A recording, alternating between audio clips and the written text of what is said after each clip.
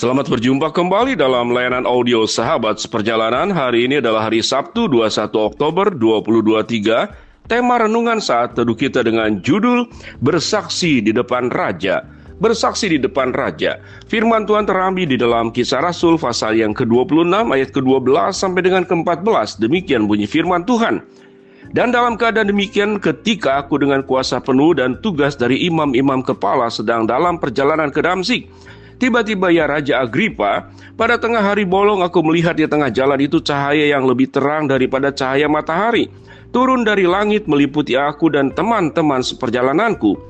Kami semua rebah ke tanah, dan aku mendengar suatu suara yang mengatakan kepadaku dalam bahasa Ibrani, Saulus, Saulus, mengapa engkau menganiayai aku? Sukar bagimu memandang galah rangsang? Tetapi aku menjawab, siapa engkau Tuhan? Tuhan, kata Tuhan, akulah Yesus yang kau aniaya itu. Mari kita berdoa. Bapa yang di dalam surga, dalam setiap kehidupan kami sepanjang hari kami berbicara, kami berkata-kata, kami berkomunikasi. Namun kami ingin belajar bahwa kata-kata dan komunikasi kami yang kami lakukan memiliki makna, memiliki nilai dan memuliakan Allah. Dalam nama Tuhan Yesus kami berdoa, amin. Shalom sahabat seperjalanan yang dikasihi Tuhan, sebagaimana doa pembukaan yang disampaikan tadi, setiap hari kita berbicara. Bahkan ada orang yang sedang tertidur pun berbicara yang namanya mengigau sesuai dengan apa yang dimimpikannya. Mungkin dalam mimpi dia bertemu dengan orang yang dikasihi, tentu dia akan berbicara hal-hal yang indah. Tetapi waktu dia bertemu dengan orang yang dibenci, mungkin dalam mimpinya dia berkata-kata hal yang menunjukkan kebenciannya. Sahabat seperjalanan, kita mengenal dengan Paulus. Paulus bersaksi di depan raja, yaitu Raja Agripa. Siapa Raja Agripa? Raja Agripa adalah penguasa Yudea dan cucu dari Herodes Agung. Jadi orang yang berpengaruh. Kita melihat bahwa Paulus sedang melakukan perjalanan penginjilan. Banyak orang Yahudi yang tidak suka kepadanya dan ingin mencelakakannya. Tentara Roma cukup baik, lalu kemudian datang mengambil Paulus dalam rangka melindungi. Kemudian supaya dia tidak diculik oleh orang-orang Yahudi, dimasukkan dalam penjara Kaisarea. Dan penjara Kaisarea itu dibawa Gubernur Festus. Pada saat itu ada Raja Agripa yang sedang berkunjung mengunjungi Gubernur Festus. Kemudian kisah ini terdengar oleh Raja Agripa. Kemudian Gubernur Festus membawa Paulus kepada Raja Agripa. Kemudian di sanalah Paulus menceritakan tentang apa yang terjadi kepada Raja Agripa. Di dalam bagian Alkitab dengan jelas setelah Paulus menyampaikan semua peristiwa yang dialaminya, dikatakan Raja Agripa hampir saja bertobat. Artinya dengan kesaksian yang dialami, yang dilakukan oleh Paulus dalam mengikut Yesus, pertobatan yang terjadi itu yang disaksikan, yang di-sharingkan, yang disampaikan, yang diceritakan kepada Raja Agripa. Sahabat seperjalanan yang terkasih, kita melihat satu pribadi Paulus yang sebelum bertobat dan sesudah bertobat. Kalau kita melihat apa yang dilakukan oleh Paulus sebelum bertobat, ia adalah kesombongan. Dia menyatakan kecerdasannya, kepandaiannya, posisinya sebagai orang Roma, orang yang berpengaruh, orang yang memahami segala macam hukum dan seluk-beluk. Dia punya kuasa. Apa yang ada di pikirannya? Apa yang ada dalam ucapannya? Tentu adalah kesombongan. Tentu adalah yang disampaikan adalah pengetahuan yang dimiliki, kekuasaan yang dimilikinya. Dalam rangka apa dia ceritakan kepada orang lain? Mungkin motifnya dalam rangka menyombongkan diri, mungkin motifnya dalam rangka menyampaikan dia punya kuasa dan engkau jangan macam-macam terhadapku. Namun kita melihat apa kata-kata yang diucapkan setelah Paulus mengalami pertobatan, sebagaimana apa yang diceritakan di dalam Kisah Rasul 26 ayat 12 sampai ke 15 dan seterusnya.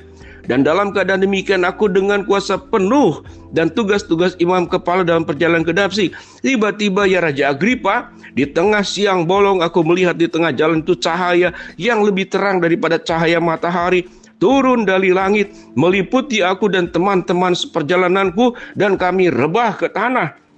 Mendengar suatu suara yang mengatakan kepadaku dalam bahasa Ibrani, Saulus, Saulus, mengapa engkau menganiayai aku? Itulah sebuah peristiwa titik balik dan kilas balik orang yang belum bertobat dalam berkata-kata dan orang yang sesudah bertobat di dalam berkata-kata. Sewaktu kita sesudah menjadi anak Tuhan, kemudian kebiasaan kita berkata-kata seperti Saulus sebelum mengalami pertobatan. Kata-kata keangguhan, kata-kata kesombongan, kata-kata merendahkan orang lain. Mungkin kata-kata intimidatif, kata-kata yang mengagungkan diri, memuliakan diri, dan merendahkan orang lain. Atau kata-kata yang kasar, kata-kata yang kemudian menyakiti, melukai orang lain, menekan, menghina. Setelah Paulus mengalami pertobatan, apa fokus daripada Paulus? Dia menyampaikan berita tentang pertobatan yang dialaminya. Dia menyampaikan tentang siapa Yesus itu. Dia menyampaikan tentang kasih dan karakter Kristus yang mengasihi umat manusia di dalam dunia. Dia menyampaikan tentang berita di mana Kristus punya sebuah kepribadian dan karakter yang rendah hati, mau mengosongkan diri, mengorbankan dirinya dalam rangka mencintai, dalam rangka mengasihi, dalam rangka menyelamatkan umat manusia yang sudah jatuh dalam dosa, kemudian mengalami perubahan baru, mengalami pertobatan seperti yang dialami Paulus. Itu juga yang diharapkan dengan penuh semangat menyampaikan kisah pertobatannya kepada Raja Agripa. Sehingga catatan dalam Alkitab dikatakan Raja Agripa hampir saja menjadi percaya.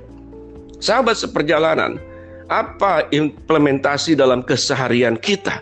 Kita harus menjadi orang percaya. Sebelum percaya kita punya kebiasaan perbuatan dan kata-kata yang sesungguhnya adalah kata-kata yang penuh dengan dosa.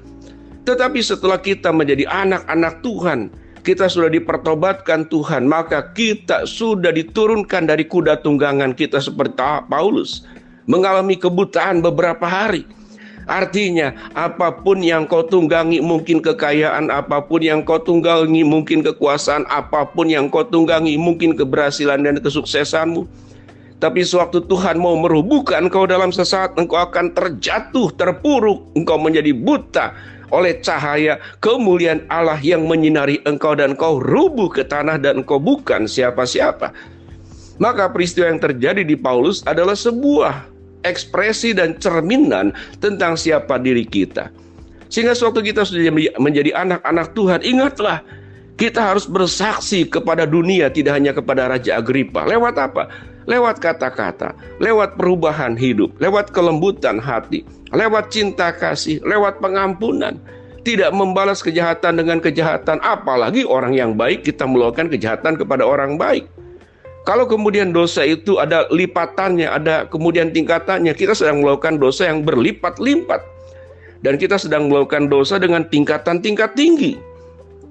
Harusnya sesuatu yang dilakukan berlipat-lipat, sesuatu yang dilakukan dengan tingkat tinggi adalah kasih, adalah kehidupan yang punya keteladanan, adalah kehidupan yang memberkati, adalah kehidupan yang bersinar, di mana orang yang dalam kegelapan kemudian masuk ke dalam terang yang ajaib bersama dengan Kristus.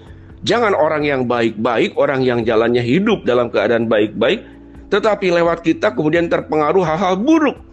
Padahal kita sudah dimenangkan, kita sudah diselamatkan. Dengan demikian sahabat seperjalanan, harus ada perubahan yang nyata seperti Paulus.